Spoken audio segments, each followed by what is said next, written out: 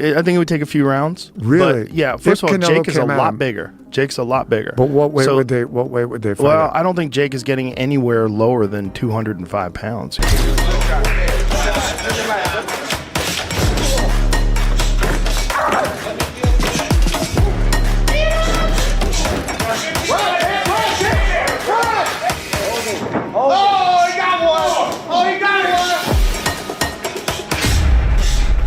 There's a few Americans, and this might be crazy, I think Jake Paul's got a chance.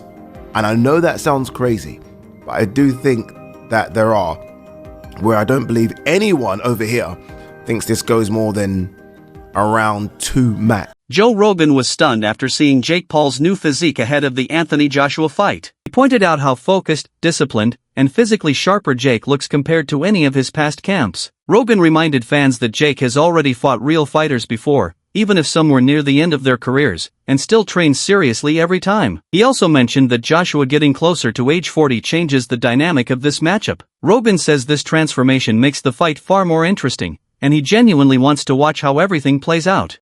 Crazy. I like a little freak show every now and then. As far as like, would you like to see? I like Jake a Paul, lot of freak show. Look, if Jake Paul wants to fight for the title, I would like to see him beat top contenders in the light heavyweight division or whatever division he chooses to compete at, and then eventually fight for a title. Yeah, but are the fights even real? Like the Tyson fight? Like I saw video breakdowns of Tyson. Paul's new physique has shocked everyone in the combat sports world. A short clip going viral shows a fighter who looks stronger, tighter, and more polished than ever. His movement, posture, and overall presence make it clear he's preparing for the biggest test of his career. With Anthony Joshua waiting for him, this version of Jake feels like a direct response to critics who once dismissed him as nothing more than a sideshow. His transformation suggests he wants to prove he belongs in a place usually reserved for elite professionals. Fans have noticed how fast his body has changed, calling this his most serious and disciplined training camp yet.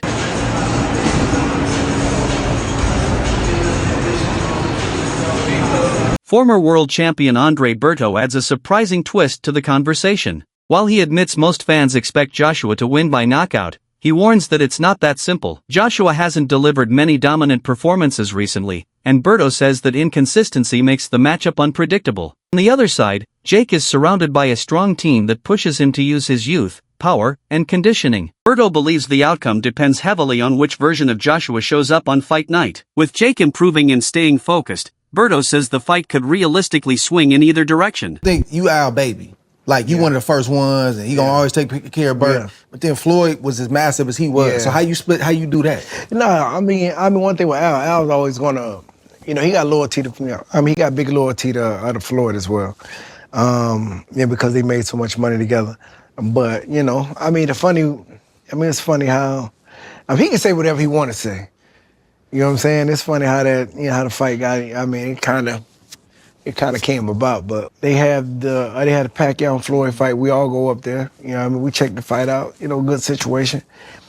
And then just me and my lady, we walking through the casino.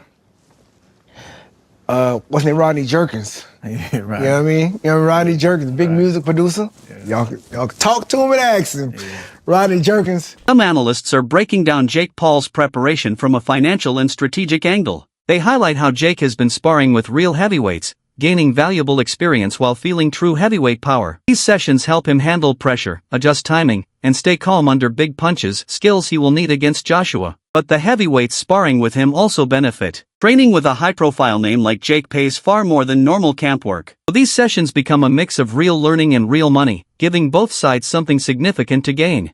They're getting a lot of money to be there, and it's easy work. But what is in that for Lawrence Okoli, Frank Sanchez, and Jared Anderson? Easy money. I don't know how much he'll be paying sparring partners. I assume to get those caliber of sparring partners in, it's got to be big money. Lawrence Okoli's got a fight coming up. If you're Joe Gallagher, are you go spar Jake Paul? Is that going to help you? No, absolutely not. Are you going to get a bit of profile from it, perhaps? People are going to hear your name. Yeah. Does that help? I mean, we're going to spar with Kessler, and I got 500 pounds or euros for the week. It was the hardest money I've ever earned in my life. But how much did you learn from? Yeah, me, bundles. Yeah. What's a Coley learn? I don't get it. No. I do get it, the money. But when you got a fight coming up, I'm thinking, really? Are you going to get anything out of that sparring that's going to help you in your fight? Maybe you are. Maybe I'm just completely diminishing Jake Paul's ability, but I'm struggling. I really am. Fair play to Jake Paul. I mean, And you're right, there's a bit of a conflict there because Joshua used to manage him. yeah, it was through 258, right? Yeah. But surely they're smashing him to pieces. Surely Jake's going, oh, what the fuck? This is fucking horrible. Every single one of those 3 fighters there could annihilate him in a round. Yeah, so are they not? Brendan Schaub and Brian Callen shift the spotlight onto Anthony Joshua. They argue that Joshua must walk into this fight fully aware of what he represents. For them, this matchup is not only about beating Jake Paul, it's about defending the reputation of boxing. Because the fight will stream to millions on Netflix, many casual fans will judge the sport based on Joshua's performance. Schaub and Callen say Joshua must be sharp, disciplined, and ruthless. This is not the night for hesitation. He has to show why he's still one of the biggest names in the sport. Again, if mentally he's not like, all right, I got a job to do, I'm representing boxing, a lot of American fans don't know me, this will be the most watched thing on fucking Netflix ever for sports-wise, so I got to make a good, showing. Hopefully he has that approach. I assume he does, because he did with Francis, he was like, nah, bitch, the train stops here. Yeah, And Tyson Fury's a little more of a character. Hey, wow, what are you going to do? Let's move around a little bit. when I remember Shit. I remember when he caught Klitschko with that uppercut, Anthony Joshua. And he got And caught. He got set down. Klitschko, yes. And Klitschko is a big man. You're just dealing with literally a different ecosystem, man. But that's what makes it, that's why it's a brilliant move by Jake. Because his fan base is like, oh my God, Jake, it's David versus Goliath, Yes. literally. It's this YouTuber Disney kid. Look how far he's come. He's actually going to do it. What if he wins? So there's that demo of his. And then there's the rest of the world who go, and they're so off on this, but they go, we got to get Jake Paul out of boxing. I can't wait to see his head get knocked off by Anthony Joshua. And that's the majority, right? So those two worlds mix, and you get the most watched boxing match on Netflix ever. More so than Mike Tyson at fucking 77 in a fake sparring match. This, So if you're Jake, it's brilliant. Yeah, it is. Okay, so let's go through it. Let's say Jake gets knocked. Sports analyst Ade Oladipo takes a deeper look at how seriously Joshua is preparing. He explains that Joshua has changed his training style, refined his movement, and entered this camp with new focus.